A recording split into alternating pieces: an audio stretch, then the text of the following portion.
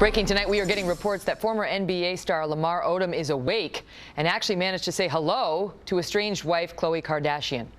We don't know yet if they discussed the brothel where Odom was found collapsed last weekend. Trace Gallagher has the story. Trace?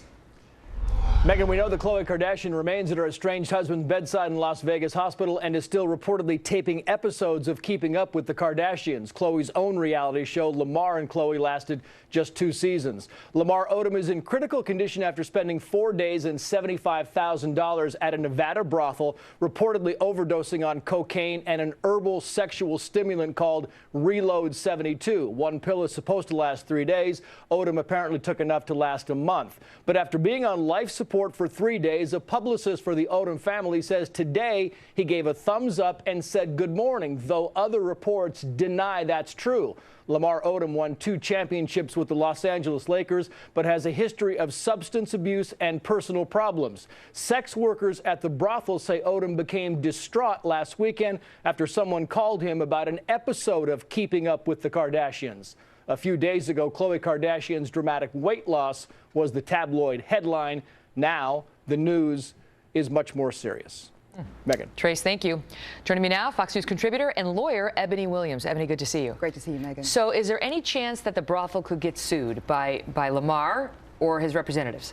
Well, the facts as we know them, Megan, look like no. It looks like they acted prudently, urgently. They made tons of calls to 911 seeking emergency medical care. So that's the standard, right? So far, it looks like they are in the clear. Now, the one person that could possibly be in some legal trouble, Lamar Odom. The Nye County Sheriff's Office has a warrant seeking to test his blood. If it comes back positive for cocaine, unfortunately, Lamar might be facing because those are the reports that not only did Sure. he take this stimulant, that he was also on coke. Okay. But is there any way they can argue that you check into the brothel, it's a house of prostitution, obviously, Sure. that the deal was reportedly that these 2 women he picked from a lineup would go up to his room up to 6 times a day, and if you can prove that they had seen any evidence of drug use, it was foreseeable.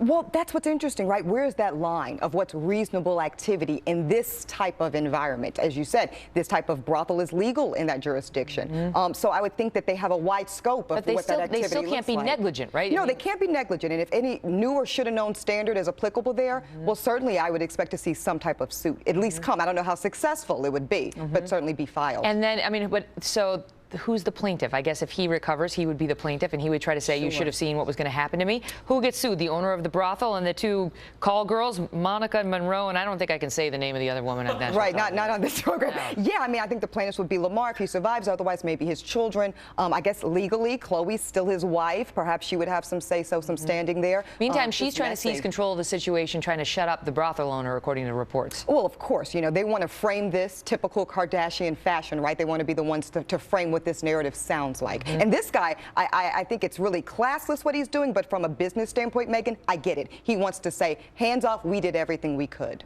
You take drugs into your body and you take a huge chance with your life. Great to see you. Thank you so much, Eboni. We'll be right back. Don't go away.